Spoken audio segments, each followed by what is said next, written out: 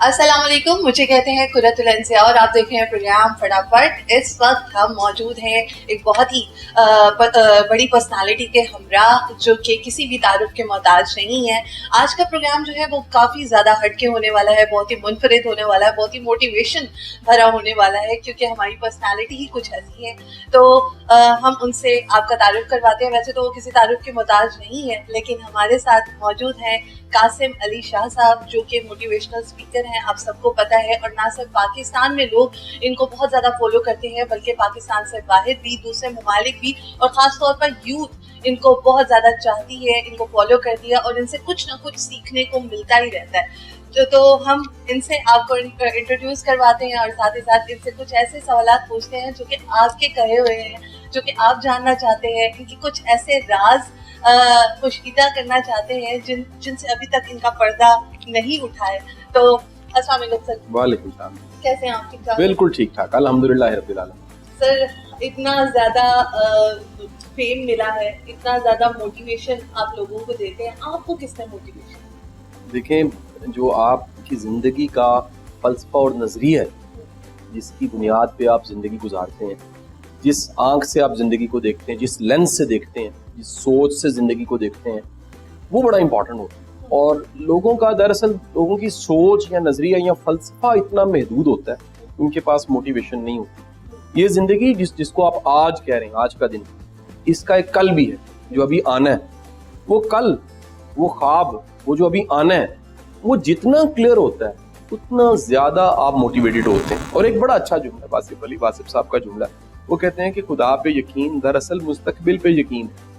ये यकीन के कल आना है और वो कल आज से ज़्यादा शानदार होगा, ये उम्मीद आपको पुरअज़म रखती है। सर, मुझे ये बताएं, बचपन कैसा गुजरा आपका? लोग जानना चाहते हैं कासिम अली शाह साहब का बचपन कैसा?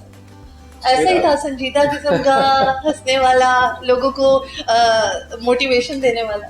अच्छा, मेरा बचपन जो है वो, मैं इतना एक्सट्रोवर्ट नहीं था, इतना एक्सप्रेसिव भी नहीं था। मैं शायद अपनों के साथ बड़े जो करीबी रिलेशंस हैं, जिसमें मेरी वालदा मोहतरमा है, उनके साथ तो बहुत ज़्यादा शेयरिंग करता था, लेकिन मेरी पब्लिक के साथ, दुनिया के साथ इस तरह से शेयरिंग नहीं थी। और वो एक मैं उसे इंक्यूबेशन पीरियड कहता हूँ, जिसमें कुदरत भी आपको पकाती है और तैयार करती है आपके नज़रिए को, सोच को।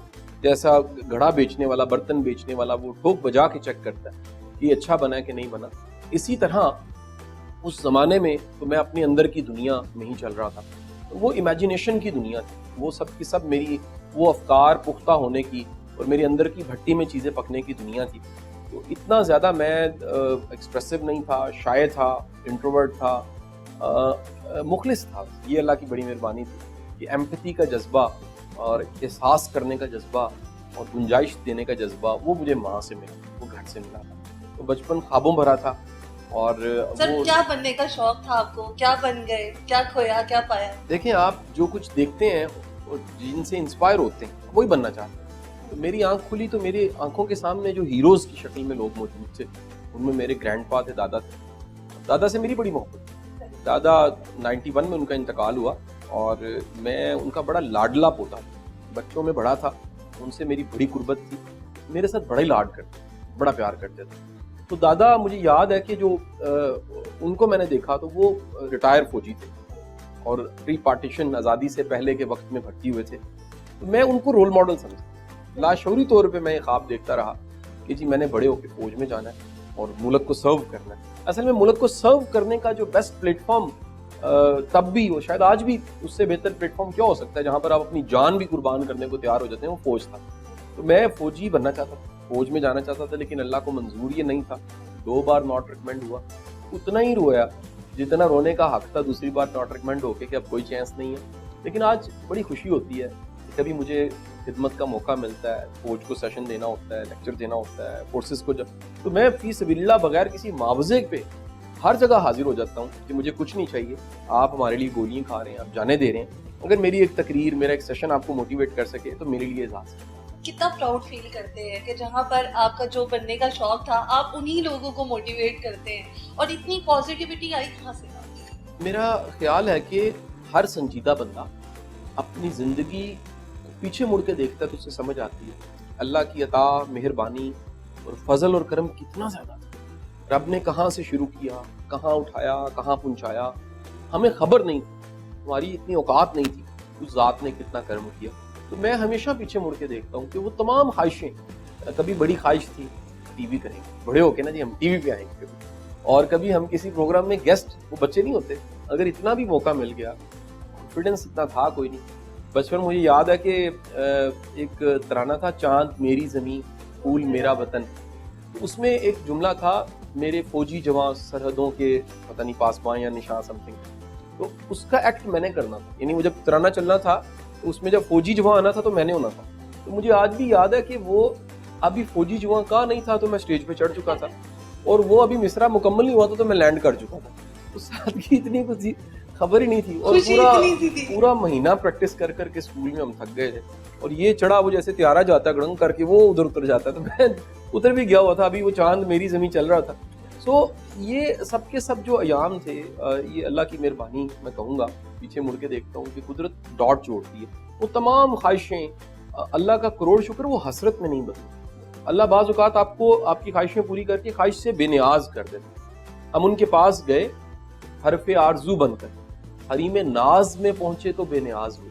آپ بعض اوقات کسی جگہ پہنچتے ہیں تو وہاں خواہش ہی مر جاتی ہے, یعنی آپ سب چیزیں سامنے پڑی ہوتی ہیں. میں اکثر کہتا ہوں کہ بابا وہ ہوتا ہے جو سیب کھانا نہیں چاہتا, سیب پڑے ہوتے ہیں, بعض اوقات اس کے پاس دانت ہی نہیں ہوتے, وہ تمنا ہی ختم ہو جاتی ہے, لہٰذا وہ سیب اٹھا کے کسی کو بانٹ دیتا ہے. تو آپ جب بانٹنے کی حالت میں آئے, آپ جب دینے کی حالت میں آئے, آپ جب پے بیک کریں, تو میسلو جیسا لاجیکل ایک سائیکالوجی کا پروفیسر, اینتھروپولوجسٹ بھی مانتا ہے کہ جو ہرارکی ہے اس کی ٹاپ پہ جو کنٹینٹمنٹ والے لوگ, جن کو صاحب شکر و رضا کہتے ہیں, جن کو راضی با رضا کہتے ہیں, وہ لوگ پڑے ہوتے ہیں. تو اللہ سب کو بانٹنے کی توفیق دے. وہاں خواہشیں ختم ہو جاتی, وہاں آپ دوسروں کی خواہشیں پوری کرتے ہیں, آپ کھلونوں کی طرح چیزیں بانٹنے لگ پڑتے ہیں کہ یار یہ بھی خوش ہو جائے, یہ بھی خوش ہو جائے, مجھے صرف مالک کی رضا چاہیے. بہت بہت اچھا. سر مجھے یہ بتائیں کہ جب آپ اسٹوڈنٹ تھے تو کن کن مشکلات کا سامنا آپ کو کرنا تھا, اور فرسٹ ارننگ کب ہوئی اور کتنی ہوئی؟ تھوڑا پرسنل سوال ہے. نہیں کیوں نہیں, میں ضرور جواب دوں گا. دیکھیے میں زمانے طالب علمی میں سب سے زیادہ میرے چیز جو اندر پکتی اور کڑتی رہی وہ یہ تھی کہ گائیڈنس کوئی نہیں. آپ یقین کریں کہ مجھے اگر تھوڑا سا بھی بہتر ٹیچر ملا ہے تو آج تک میں اس کے ہاتھ چومتا ہوں. میں تھوڑا سا بہتر کیا, یعنی جس کو تھوڑا سا بھی سمجھانا آتا ہے, انسپائر کرنا آتا ہے. کبھی آپ سوچئے, کبھی ہم کہتے تھے کہ وہ بات جو ماں باپ نہیں سمجھا سکتے وہ ٹیچر سمجھائے تو سمجھ آتا. اس کی وجہ کیا تھی؟ اس کی وجہ تھی ٹیچر انسپائر کر دیتا. مجھے کسی نے بھی انسپائر کیا, میری یہ پوری کی پوری دفتر کی ٹیم جانتی ہوگی کہ میں اپنی سیٹ چھوڑ دیتا ہوں اس کے لیے. اگر میرا ایسا استاد آ رہا تھا جس نے مجھے کبھی زندگی میں انسپائر کیا, اور میں زمین پہ بیٹھ جاتا ہوں اس کے سامنے کہ سر اگر آپ نہ ہوتے تو آج میں یہاں نہ پہنچتا. تو یہ ایک سب سے بڑا جو چیلنج تھا وہ گائیڈنس کا تھا, بتانے والے کوئی نہیں تھے. مثال لیجیے, ہر وہ چیز, ہر وہ سبجیکٹ میرا آج بھی کمزور ہے جس کے اچھے ٹیچر نہیں ہے. اس کا مطلب ہے میں شاید کرنا چاہتا تھا. ہم میں سے کتنے ایسے لوگ ہیں جن کا میتھ یا فزکس یا کیمسٹری یا کوئی سبجیکٹ ویک ہے, اور اس کی سب سے بڑی وجہ وہ سمجھانے والا ہے. جس کو سمجھانا کوئی نہیں آتا تھا اور ہماری انگریزی خراب ہو گئی, سمجھانا نہیں آتا تھا میتھ مشکل ہو گیا. کیونکہ ٹیچر کی اصل اسائنمنٹ اس سبجیکٹ کو آسان بنانا, اس سبجیکٹ کا شوق ابھارنا. ٹیچر اگر کھانا پوری کرے, نوٹس دے دے, یہاں سے لے کے رٹا لگا لو, نمبر دلا دے, ڈگری مل جائے, اور بچے میں آئے کچھ نہ, وہ سب کمیاں جو میں نے دیکھی, میری کبھی تمنا تھی اللہ مجھے موقع دے ان سب موضوعات پہ میں بات کر سکوں, کمپینز بنا سکوں, پرووک کروں, جگاؤں لوگوں کو کہ بھائی نمبر سب کچھ نہیں ہے, ڈگری سب کچھ نہیں ہے. آج اللہ کا شکر ہے, آج وہ ویڈیوز ملینز میں دیکھی جاتی ہیں. آج میرے اللہ کا احسان ہے کہ جس دن مجھے ٹی وی پہ آنا ہوتا ہے اس دن ریٹنگ اوپر چل جاتی تھوڑی سی. تو یہ اللہ کی فضل اور اللہ کے کرم کی نشان. پہلے آپ کہتے ہوتے تھے ٹی وی پہ آنا ہے, اور اب آپ کو لوگ کہتے ہیں کہ آپ آ جائیں پلیز, اور آپ کے پاس ٹائم ہوتا ہے لیکن کبھی کبھی نہیں بھی ہوتا. اللہ کی مہربانی. سر لاسٹ بٹ ناٹ لیسٹ مجھے یہ بتا دیں کہ سوشل میڈیا سے انکم کتنی آتی ہوگی آپ کو؟ دیکھیں میرا جو مونیٹائز ہے وہ یوٹیوب ہے, اور اس میں کہہ لیجیے ویری کرتا رہتا ہے. اس کی بھی پوری ٹیم ہے, مطلب اس کا کہہ لیجیے کہ جو ریونیو ہے وہ 50% تو میری ٹیم کو میں شیئر کر دیتا ہوں. وہ اللہ کا شکر ہے بدلتا رہتا ہے. کبھی وہ مطلب ان ڈالرز کہہ لوں وہ $2,000 بھی ہوتا ہے, 3,000 بھی ہوتا ہے, 7,000 بھی ہوتا ہے, یہ ویری کرتا رہتا ہے. آپ جانتے ہیں کہ اس کو ڈپ لگتی رہتی ہے, اس میں کبھی بھی ایک نہیں ہوتا, اسٹریٹ نہیں ہوتا, یا ہر وقت اوپر نہیں جا رہا ہوتا, یہ اپس اینڈ ڈاؤنز رہتی ہیں. میں کیونکہ کانٹینٹ بیس چل رہا ہوں, یہ بڑی امپورٹنٹ ہے. میں ایونٹ بیس نہیں ہوں, کشمور کا واقعہ ہوگا تو اس پہ بھی ویڈیو بنا دوں. میرا کرنٹ ایشوز نہیں ہے, میرا ایک نیریٹیوز ہے, میری ایک سوچ ہے, جو میں نے صبح لیکچر دیا وہ شام کو اپلوڈ ہو جائے. وہ لیکچر آج جو حالات چل رہے ہیں شاید اس کے ساتھ میچ نہیں کر رہے ہوتے, لیکن وہ زندگی کی کئی سچویشن میں وہ آپ کے لیے ہیلپ فل ہو جاتے ہیں. سر موویز دیکھتے ہیں, کون سے آپ کو ایکٹر پسند ہے پاکستانی؟ اچھا دیکھیں, لوکل میں میں نے پھر تھیم بیسڈ موویز دیکھی ہیں. تو مجھے تھیم بیسڈ موویز میں اگر یاد کروں تو وہ شعیب منصور کی موویز مجھے بڑی اچھی لگتی ہیں. ٹھیک ہے, مجھے انڈیا میں جو عامر خان ہے بڑا شاندار لگتا ہے, ان کی بڑی اچھی, مجھے ان کی تھیم بیسڈ موویز دیکھتا ہوں. مجھے انگلش میں دی ایڈجسٹمنٹ بیورو بڑی اچھی لگتی ہے, انسیپشن بڑی اچھی لگتی ہے. یعنی قاسم علی شاہ صاحب موویز بھی دیکھتے ہیں نا؟ میں گانے بھی سنتا ہوں, یہ وہ تو گانے بھی سنتے ہیں, دوسری رائے نہیں ہے. چلے ٹھیک ہے sir, last but not least thank you so much, آپ کے ساتھ بات کر کے اور آپ کے ساتھ ٹائم اسپینڈ کر کے بہت اچھا لگا. آنیسٹلی مجھے ان سے ملنا تھا اور میں ان سے مل پائی ہوں, یہ بہت اچھا ہو گیا میرے لیے بھی. اور سر آپ واقعی میں بہت اچھی وائبز آتی ہیں آپ سے, بہت اچھی موٹیویشن آپ دیتے ہیں لوگوں کو بھی, اور میں آپ کو فالو کرتی ہوں تھرو یوٹیوب چینل اور ویسے بھی.